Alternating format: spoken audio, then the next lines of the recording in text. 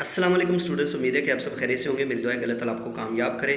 आज की जो वीडियो है ये बहुत ज़्यादा इंपॉर्टेंट है सप्ली वाले बच्चों के लिए, जिन बच्चों ने सप्ली के पेपर दिए हैं उनकी चेकिंग के हवाले से कि उनकी चेकिंग जो है वो कैसे की जाती है, आसान की जाती है, मुश्किल की जाती है, कौन कौन सी मिस्टेक्स जो होती हैं उसके नंबर कटते हैं, और अगर हमारा आधा सवाल सही हो आधा गलत हो तो क्या उसके नंबर मिलते हैं। ये सारी कंप्लीट जो है वो डिटेल मैं आपको दूंगा। उससे पहले आप लोग से छोटी सी रिक्वेस्ट है कि अगर आप चैनल पर नए हैं तो सब्सक्राइब कर दें, और अगर वीडियो अच्छी लगे तो इसको लाइक मारें, ताकि इसको लाइक करें ताकि जो है वो वीडियो ज़्यादा लोगों तक जाए और ज़्यादा जो स्टूडेंट्स हैं उनकी कन्फ्यूजन जो है वो दूर हो। तो चलें जी, स्टार्ट करते हैं। तो आपने ध्यान से इस वीडियो को सुनना है, समझना है, ताकि आपको जो है वो अगर जो आपके पेपर रह भी गए हैं उसमें भी आप उस मिस्टेक से जो है वो बच सकें और अपने नंबर जो है वो अच्छे ले सकें। तो भाई अगर हम बात करें चेकिंग की, तो आपकी जो चेकिंग है वो एनुअल से थोड़ी सी आसान चेकिंग जो है वो की जाती है, यानी कि आपको नंबर जो है वो एक्स्ट्रा दिए जाते हैं, उनकी निस्बत आपको जो है वो ज़्यादा नंबर मिलते हैं। मसला ये है कि हमें सप्ली के अंदर अगर हमने पास होना है तो हमें कौन सी मिस्टेक्स जो है वो नहीं करनी चाहिए जिनसे ज़्यादा जो है वो नंबर कटते हैं।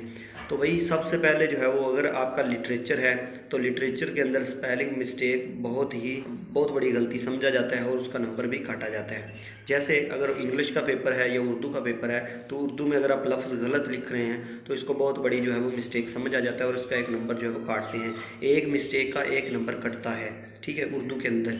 और इंग्लिश में भी ऐसे ही है। इंग्लिश में भी अगर आपका एक स्पेलिंग मिस्टेक होती है तो उसका जो है वो एक नंबर काटा जाता है। लेकिन अगर आपकी माइनर मिस्टेक है, जैसे SCIS का इजाफा करना भूल गया या हैव की जगह पे हैज़ लगा दिया, ये जो है माइनर मिस्टेक है, तो इसका नंबर जो है वो नहीं काटा जाता।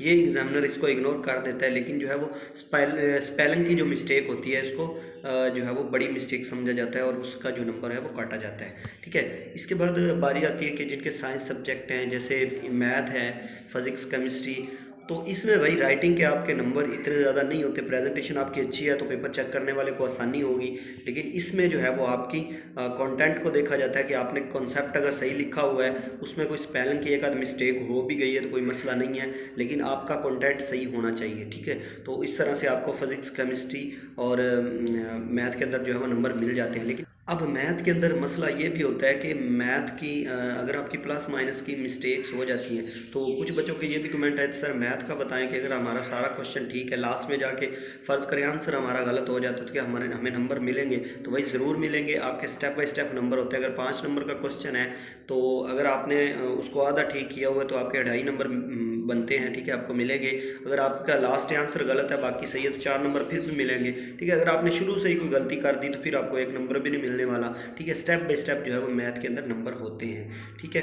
अगर शुरू से मिस्टेक है तो फिर आपको नंबर नहीं मिलता, ठीक है। इसके अलावा फिजिक्स के जो न्यूमेरिकल्स होते हैं, न्यूमेरिकल के भी इस तरह जो गिवन डाटा है, उसके बाद फार्मूला होता है, फार्मूले के बाद जो है वो आप कैलकुलेशन लिखते हैं, ठीक है। ये 3 चीज़ें अगर आप फार्मूला लिख लेते हैं, गिवन डाटा लिख देते हैं और कैलकुलेशन अगर आपकी कहीं से मिस्टेक हो भी जाती है तो आपको फिर भी जो है वो 2 या 3 नंबर जो है वो दे दिए जाते हैं 5 में से, ठीक है। और अगर आपका लास्ट में आंसर गलत है बाकी सारा सही है तो फिर 4 नंबर, ठीक है।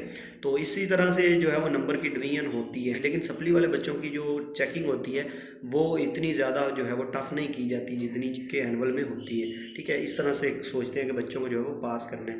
उम्मीद है कि सारी बातें क्लियर हो गई होंगी। आज के लिए बस इतना ही था, मिलते हैं नेक्स्ट वीडियो में। अल्लाह हाफिज़।